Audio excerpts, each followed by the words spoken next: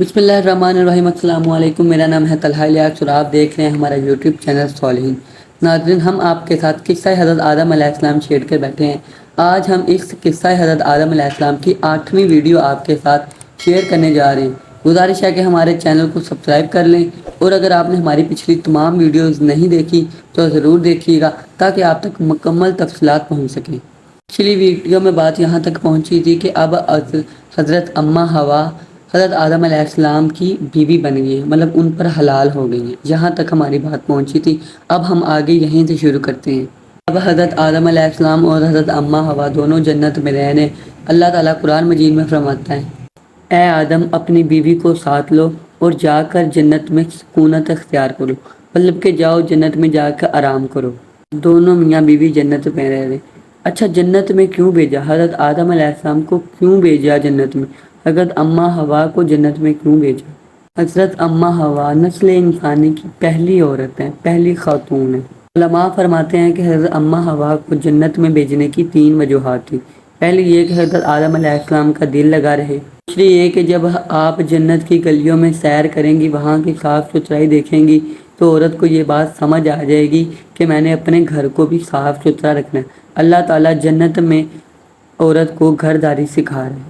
तीसरी वजह ये थी कि जब आप हूरों को सजते संवरती हीरे जवाहरात पहनते देखेंगी तो आपको पता चलेगा कि औरत ने इस तरह सजना संवरना है।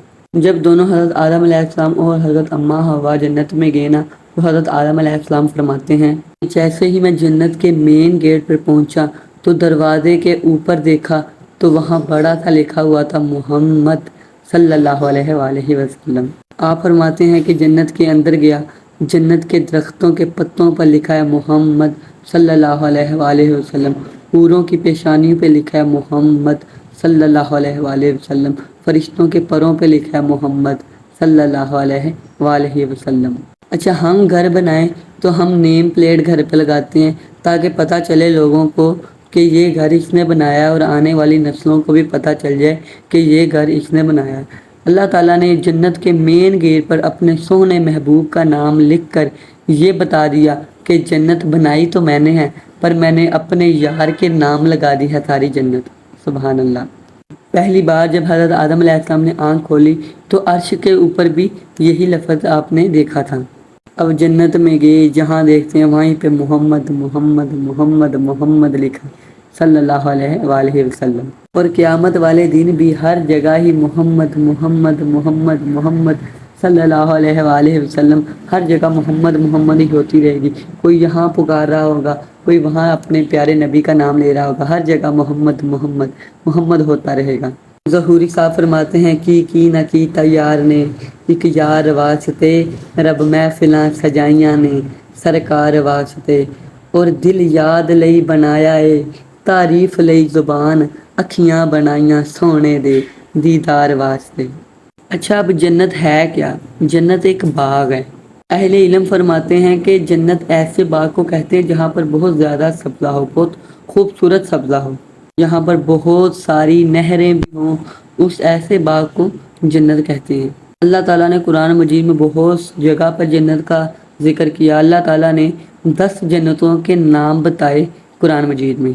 पहली जन्नत का नाम है दारुल सलाम, दूसरी जन्नत का नाम है दारुल खुल्द, तीसरी जन्नत का नाम है दारुल मकामा, चौथी दारुल आहिल, फिर मकाम आमीन, फिर मुकदाइम सिद्दीकीन, फिर जन्नतुल महवा, फिर जन्नतुल अदल, फिर जन्नतुल नाईम, आखिर पे जन्नतुल फिरदौस। पूरी 10 जन्नतों के नाम अल्लाह ताला ने कुरान मजीद में बताए हैं हमें।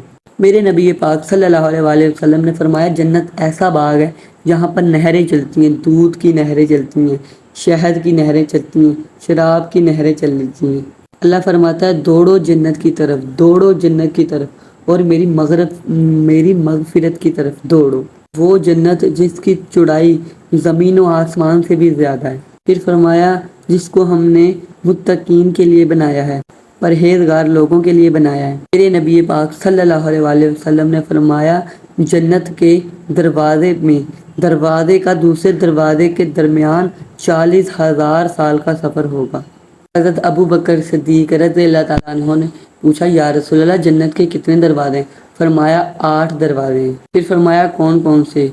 آپ صلی اللہ علیہ وسلم نے فرمایا روزے دار جو ہیں وہ روزے دار والے دروازے سے گزریں گے، جو نمازی ہیں وہ نمازی والے دروازے سے گزریں گے، جو زکوٰۃ دینے والے ہیں وہ زکوٰۃ والے دروازے سے گزریں گے، جو حج ادا کرتے ہیں وہ حج والے دروازے سے گزریں گے، متقی لوگ متقین والے دروازے سے گزریں گے۔ پوچھا یا رسول اللہ کوئی ایسا بندہ بھی ہے کوئی جنت کے 8 دروازوں میں ایک ساتھ گزرے گا؟ فرمایا اس کا نام حضرت ابو بکر صدیق رضی اللہ تعالیٰ عنہ ہے۔ وہ واحد شخص ہے جو ایک ہی ٹائم میں جنت کے 8 دروازے میں سے آواز آئے گی، صدیق یہاں سے گزر جاؤ، یہاں سے گزر جاؤ۔ جنت ہے کیا؟ جنت سونے کی بنی ہے۔ ایک جگہ فرمایا کہ جنت کی مٹی کستوری کی بنی ہے، فرمایا جنت میں ایک اینٹ سونے کی ہے تو دوسری اینٹ چاندی کی۔ اس قدر اللہ تعالیٰ نے جنت خوبصورت بنائی ہے کہ انسان کا تصور بھی نہیں ہے۔ اور جو شخص ایک دفعہ جنت میں چلا جائے گا پھر وہ دوبارہ کبھی جنت سے باہر نہیں آ سکتا، اسے کبھی باہر نکالا نہیں جائے گا، وہ وہاں ہمیشہ رہے گا۔ اور ابن عباس فرماتے ہیں کہ جو حور جنت میں رہتی ہے نا، وہ ایک دفعہ اپنا نقاب ہٹا کر زمین کی طرف دیکھے نا تو زمین و آسمان میں، مشرق و مغرب میں اس کے چہرے کا اتنا نور ہوگا کہ باقی سارے نور اس کے آگے مدھم پڑ جائیں گے۔ اب حضرت اماں حوا اور حضرت آدم علیہ السلام جنت کے نظارے کر رہے ہیں، وہاں پر بہت خوش ہیں اور اپنی زندگی ہنسی خوشی وہاں پر گزارے ہیں۔ اللہ تعالیٰ نے قرآن مجید میں فرمایا جنت میں آپ کا جو دل کرتا ہے وہ کرو، کھاؤ پیو، پر اس درخت کے قریب نہ جانا۔ اللہ تعالیٰ قرآن مجید میں فرما رہا ہے جو دل کرتا ہے کرو مگر اس درخت کے قریب بھی نہیں جانا۔ اللہ تعالیٰ نے اشارتاً سمجھایا کہ یہاں بالکل بھی نہیں جانا۔ اب انسان کی فطرت ہے کہ انسان کو جس چیز سے منع کیا جائے وہ اسی کی طرف زیادہ جاتا ہے۔ انسان کو تجسس ہوتا ہے کہ مجھے کس چیز سے منع کیا گیا، دیکھوں تو صحیح ہے کیا۔ اچھا منع کیوں کیا گیا؟ جب ساری جنت کے پھل کھا سکتے ہیں تو یہاں سے منع کیوں کیا گیا؟ اصل میں قدرت کو پتہ تھا کہ انسان کو ہم نے دنیا میں بھیجنا ہے، پھر ان کے لیے جزا و سزا بھی رکھنی ہے۔ حضرت آدم علیہ السلام کو جنت میں رکھ کے یہ سمجھایا جا رہا ہے انسانیت کو کہ جس چیز سے منع کیا جائے منع ہو جاؤ۔ اللہ تعالیٰ آدم علیہ السلام کے ذریعے انسانیت کی کیا کر رہا ہے؟ عادت بنا رہا ہے کہ ان کو جس چیز سے منع کیا جائے منع ہو جائے۔ اللہ تعالیٰ نے عادت بنانے کے لیے، عادت پکی کرنے کے لیے کہا گیا کہ اس درخت کے قریب نہیں جانا، منع کر دیا۔ اب حضرت آدم علیہ السلام جنت میں قیام پذیر ہیں، تقریباً 500 سال تک آپ جنت میں رہے۔ حضرت آدم علیہ السلام کی کنیت ابو المحمد ہے۔ قیامت کے دن سب کو ان کے اصل ناموں سے پکارا جائے گا، پر حضرت آدم علیہ السلام کو وہاں پر عزت دی جائے گی، وہاں پر بھی آپ کو ابو المحمد کے نام سے پکارا جائے گا۔ اب جنت میں فرشتے آپ کی خدمت کے لیے مامور ہیں، ہر وقت آپ کی دیکھ بھال خدمت کر رہے ہیں۔ آپ اتنے خوبصورت تھے، اتنے حسین تھے کہ حوریں آپ پر ناز کرتی تھی، آپ کو دیکھ کر رشک کرتی تھی کہ کتنا خوبصورت اللہ نے بنایا ہے۔ اور جنت کی حور خود کتنی خوبصورت ہے آپ کو یہ ہم نے پہلے بتایا۔ اور ایک جنت کی حور ہے لائبہ، وہ اتنی خوبصورت ہے، علماء فرماتے ہیں کہ جنت میں تو کسی کو موت نہیں آئے گی، اگر وہاں پر موت آنی ہوتی تو لائبہ اتنی خوبصورت ہے کہ اس حور کا حسن دیکھ کر سارے جنتی مر جاتے۔ اور اس حور کے سینے پہ لکھا ہے اگر میری جیسی حور چاہتا ہے تو اے انسان ایک ہی کام کر، اپنے رب کی فرما برداری کر۔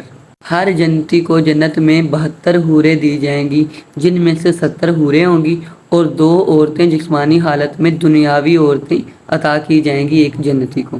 اللہ تعالیٰ بار بار جنت کا ذکر کر رہا ہے کیونکہ اللہ تعالیٰ کا ارادہ ہے کہ کوئی جنت کے لالچ میں آ جائے، کوئی جنت کے لالچ میں آ جائے اور کوئی دوزخ کے خوف سے آ جائے۔ آج میری بارگاہ میں آ جائے، کسی طرح آ جائے، مجھے قبول ہے، آ جائے۔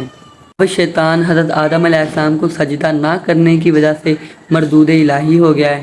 اب شیطان کا خیال ہے کہ اگر میں جنت میں نہیں ہوں تو یہ کیوں جنت میں رہ رہا ہے۔ اب اس کا ارادہ ہے کہ حضرت آدم اور حضرت اماں حوا کو جنت سے نکال دوں، کیونکہ شیطان عزیز دشمن ہے انسان کا۔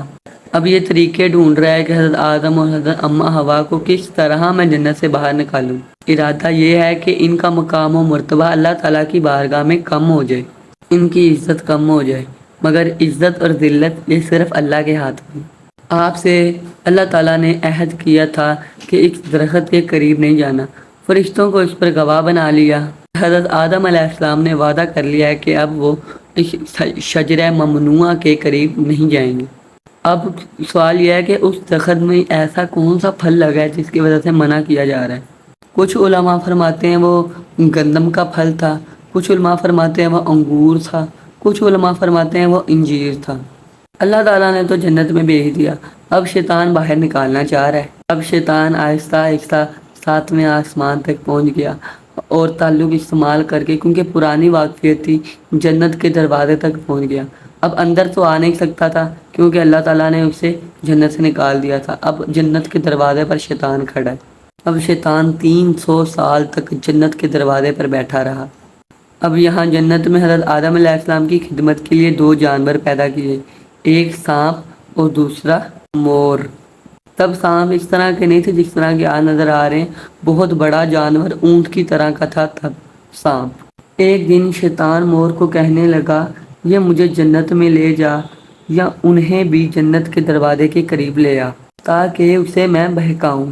اور اب مور کو کہنے لگا شیطان کہ تم تو بہت خوبصورت ہو۔ اب شیطان مور کی جھوٹی جھوٹی تعریفیں کر رہا ہے۔ اب شیطان نے مور کی تعریفیں کر کر کے اسے اتنا بنا دیا کہ اب اسے یہی ہے کہ جو شیطان کہتا ہے وہی ٹھیک ہے، اب وہ وہی کرے گا جو شیطان کہے گا۔ شیطان کہنے لگا تجھے پتہ ہے کیا کرنا ہے؟ مور کہتا ہے مجھے سب پتہ ہے مجھے کیا کرنا ہے۔ اب یہ مور اپنی چال چلتا چلتا اور اپنے سر پر تاج سجائے سجائے حضرت آدم علیہ السلام اور اماں حوا کے سامنے آ گیا اور انہیں آہستہ آہستہ اب یہ جنت کے دروازے کی طرف لے کر آ رہا ہے۔ حضرت آدم علیہ السلام اور اگر اماں حوا اس کی چال دیکھتے دیکھتے اب اس کے پیچھے آ رہے ہیں۔ اب یہاں پر مور کی اور سانپ کی بھی آپس میں بہت دوستی تھی۔ اب مور سانپ کو بھی کہہ رہا ہے کہ حضرت اماں حوا اور آدم علیہ السلام کو کسی طرح جنت کے دروازے کے قریب لانا ہے، کیونکہ شیطان تو اب جنت کے اندر آ نہیں سکتا اور یہی ان کے پاس طریقہ تھا کہ حضرت آدم علیہ السلام یہ دروازے کے قریب آ جائے جنت کے۔ اب مور شیطان کے پاس لے کر گیا سانپ کو۔ اب شیطان سانپ کو بھی وہی کہہ رہا ہے کہ تیری مور سے بڑی دوستی ہے، تو ایسا کر، تو حضرت آدم یا حضرت اماں حوا ان دونوں کو جنت کے دروازے کے قریب لے کر آ جا یا مجھے جنت کے اندر لے کے چلے جا کسی طرح سے۔ ناظرین ویڈیو کافی زیادہ لمبی ہو گیا۔ اب اس کے بعد اب شیطان اور حضرت آدم علیہ السلام کی دوبارہ سے ملاقات ہونی ہے اور اس سے اگلی باتیں ہم انشاءاللہ اگلی ویڈیو میں بیان کریں گے۔ اب ہمیں دے اجازت، اللہ حافظ۔